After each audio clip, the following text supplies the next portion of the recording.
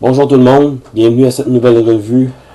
Ça fait très longtemps que je veux faire des revues et j'ai jamais vraiment le temps ou la motivation, mais aujourd'hui, étant en congé, je mets mon tournage de mon épisode d'Histoire de Transformers de côté pour vous faire quelques revues vidéo. Et je vais m'attaquer à la série des éditions studio. Des personnages qu'on a déjà eus, mais que Hasbro réédite en version améliorée. Et à date, je suis pas vraiment déçu de ce que j'ai acheté. C'est bien fait, mais il faut payer le prix. Les Deluxe sont à 30$, un peu comme les prix des jouets de Transformers The Last Night. Les Voyagers sont à 40$. Et les leaders, je pense que ça va être à 60$. Donc, on verra pour l'avenir. Un des leaders que j'ai vraiment hâte d'avoir, c'est Blackout. Depuis 2007 que je me disais que Blackout méritait d'avoir un leader. Finalement, on va l'avoir. Vous allez remarquer tout de suite que je suis pas sur ma caméra HD. La raison est simple pour ceux qui s'en souviennent pas. Je peux pas faire de zoom et je peux pas faire d'autofocus avec ma caméra HD. Mais avec ma caméra normale, je peux faire des focus. Donc,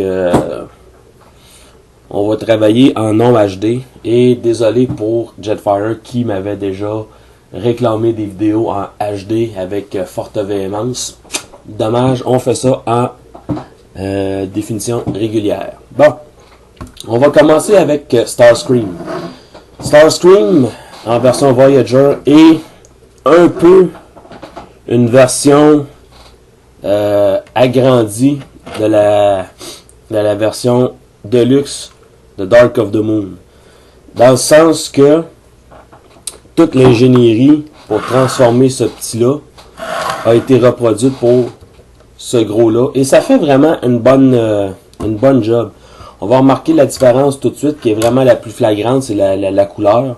Je vous dis, ben franchement, j'aime bien les tatouages cybertroniens sur Starscream, mais avec le recul, ce vaisseau-là, ou plutôt cet avion-là, fait vraiment plus la job pour l'appellation Robots in Disguise. On a toujours un logo de l'armée américaine avec le logo des Decepticons. Quand on regarde les deux avions, je suis porté à dire vaisseau, mais je ne sais pas pourquoi. Quand on regarde les deux avions en dessous, c'est pratiquement la même chose. On a le même undercarriage, les mêmes pièces apparaissent au même endroit, mais c'est juste la couleur qui change. On a même les ports Mech-Tech qui sont reproduits sur la version Voyager. Vraiment, on a l'impression que cette édition-là, c'est une édition agrandie de celle-là.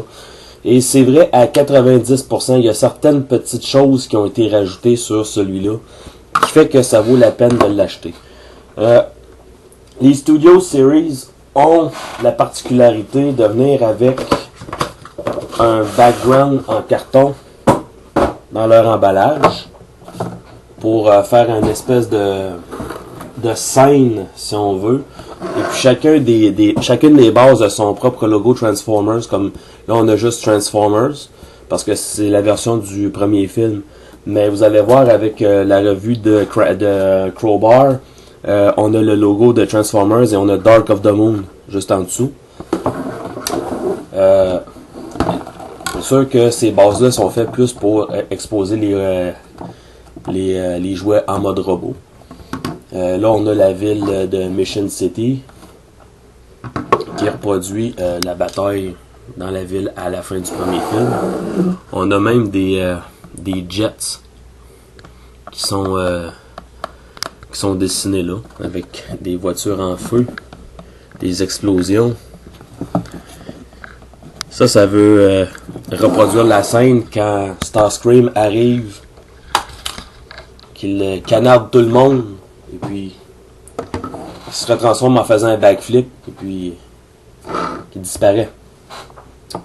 Donc on va mettre ça de côté pour tout de suite, mais c'est vraiment des gros, du gros carton solide, c'est pas quelque chose de cheap qui va se briser en dedans de 2 jours. Donc c'est quand même intéressant. Pour ce qui est de l'emballage, c'est un emballage standard, comme ça. On a un gros plan du visage de Starscream. Et là, on a une illustration un peu plus générale avec son arme. Et on l'a des pieds à la tête, ici. Bon. Retour aux jouets. Et vous voyez en arrière mes titans. Avec Optimus. Pas vraiment de la même série, mais bon. Pour le mode jet, il n'y a vraiment pas grand chose à rajouter. On a l'arme de Starscream que l'autre n'avait pas, que c'était un genre de mech-tech avec un ressort que personne n'aimait vraiment. Donc on est heureux qu'il n'ait pas mis cette arme-là avec celui-là. Et cette arme-là veut reproduire l'arme que Starscream utilise pour tirer sur le barrage électrique quand on le voit en mode robot pour la première fois. Et vous voyez, il y a des encoches avec des trous. On peut le mettre là. Ou, avec le PEG, on a plusieurs endroits où on peut les mettre. C'est selon votre goût. Pour la transformation, comme je vous ai dit, c'est pratiquement en tout point similaire à ça. Seule chose de différente que je peux voir, c'est que au niveau des flaps, en dessous des ailes, on a 2 pièces, contrairement à ici, qu'on a juste une pièce.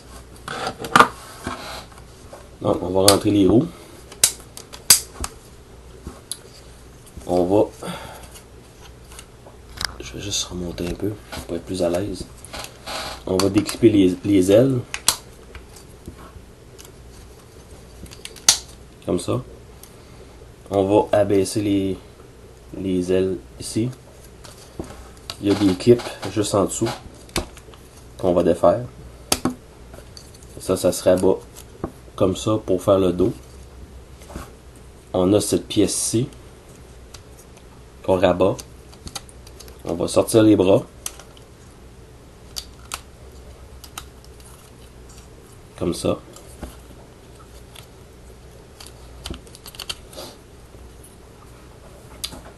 Comme ça. Ensuite, on va relever cette pièce-là. Comme ça. On a un morceau ici. On va la relever comme ça. On dévoile la tête. Comme ça. Ensuite, cette pièce-là, on peut la remettre comme ça. Les ailes, c'est là où c'est différent de la version Deluxe. On peut rabattre une première fois. Ça va faire le côté du torse. Et puis, on a cette pièce-ci, qui est un petit peu plus difficile à aller chercher, qui va faire l'avant. Et on peut voir, juste ici, on a un trou, et on a un peg, juste au bout de mon gros doigt, ici.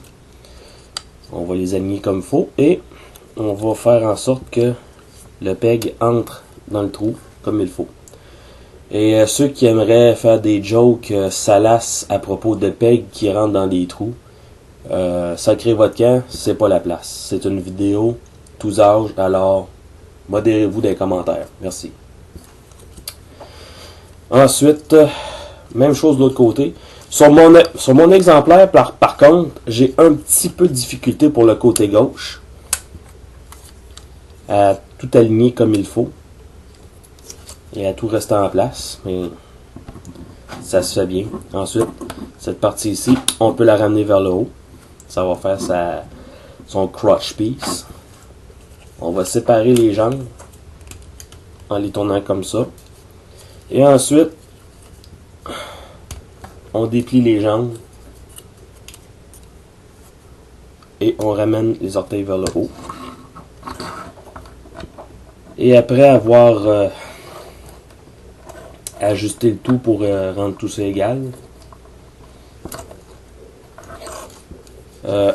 on a encore des pegs qui vont aller se connecter dans ces trous-là.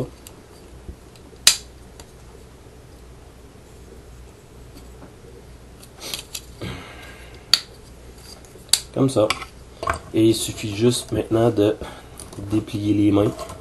Et ce qui est vraiment bien avec cette version-là, c'est que les mains sont sur des ball joints. Ce qui fait qu'on n'est pas obligé d'avoir un Starscream avec des bras de gorille. On peut vraiment tourner les coudes vers l'extérieur, ou plutôt vers l'arrière, et avoir les mains dans des positions normales, si on veut.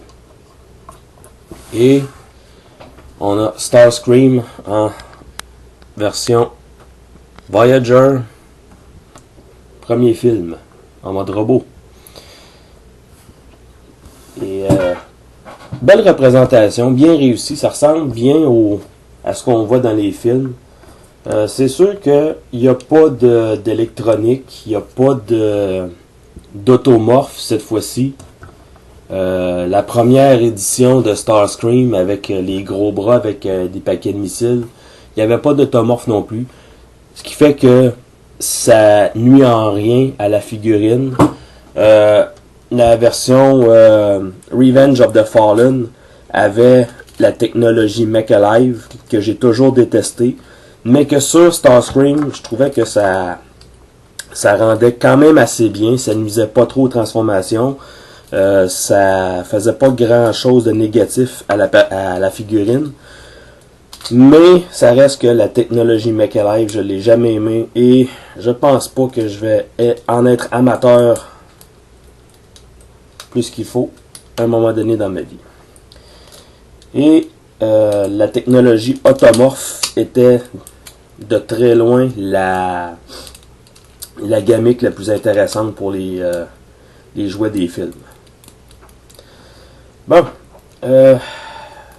si vous me demandiez qu'est-ce que j'étais en train de faire, simplement j'étais en train de transformer l'infortuné Starscream qui se trouve à être le souffle-douleur par excellence dans ma série Histoire de Transformers. Donc, je vais juste le remettre en robot comme il faut, faire une comparaison entre les deux. Et voilà. On voit la bonne différence de taille entre les deux figurines. On va faire un léger focus. En tout cas. Ouais, c'est ça. On voit une bonne différence quand même, la différence de couleur du gris. On voit que il n'y a pas de tatouage sur ce Starscream là comparé à l'autre. Moi j'aime ça, ça a l'air plus clean, ça a l'air moins chargé. Honnêtement, j'ai une petite préférence pour celui-là. Mais quand même, le leader, pour moi, a une place à part dans mon cœur parce que c'est vraiment une figurine bien détaillée, elle aussi. Malheureusement, le point négatif, je dirais, du leader, c'est pas vraiment la couleur ni les tatouages, c'est le fait que cette figurine-là a des bras gorilles qu'on peut pas vraiment modifier parce qu'il n'y a pas d'articulation au niveau du poignet de celle-là. Oui, il y a de l'électronique, oui, il y a des belles affaires, la tête est articulée, tout, mais c'est ça, c'est ce que c'est des bras gorilles, on n'y échappe pas. Bon, si vous voulez voir qu'est-ce que ça donne avec l'arrière-plan, si vous voulez vous faire un petit présentoir sur vos tablettes personnalisées, ben c'est ce que ça donne. Donc c'est quand même pas mal. On peut lui donner des poses dynamiques aussi. Et c'est là que son arme est intéressante. On peut la storer un peu partout. On peut servir encore une fois des peg holes qu'il y a dans le dos. On peut la storer sur son avant-bras. Comme ça. même si ça a l'air un peu fou. Mais ce qui est vraiment plaisant avec ce jouet-là, c'est que en ramenant la main comme ça, on a ces clips ici qui vont aller se connecter dans les trous qui sont là. Et je pense il y a juste un sens, on peut pas le mettre de l'autre côté à cause de la forme arrondie, juste là, qui va épouser la forme arrondie à l'intérieur.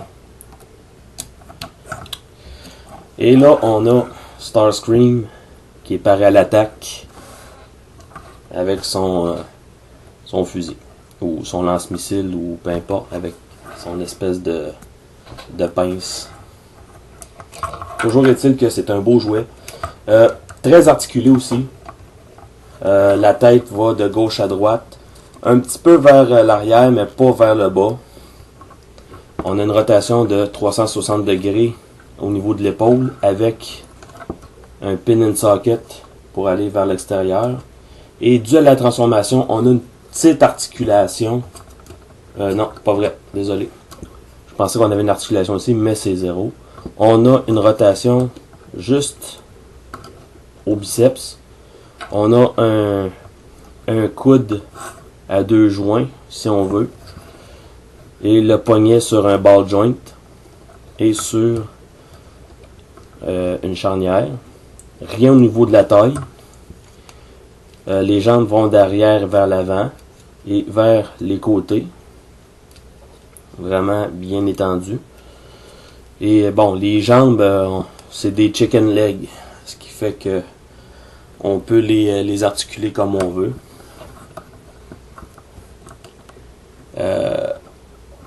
Bonne figurine, moi je vous le conseille. Bien des détails aussi. Le visage est très bien détaillé.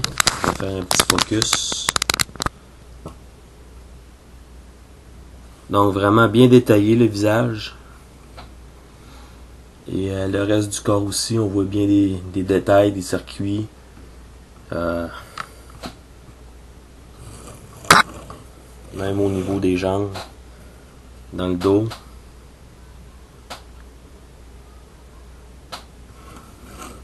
Donc une belle figurine. C'est sûr que les Studio Series comme les jouets de Last Night sont plus chers.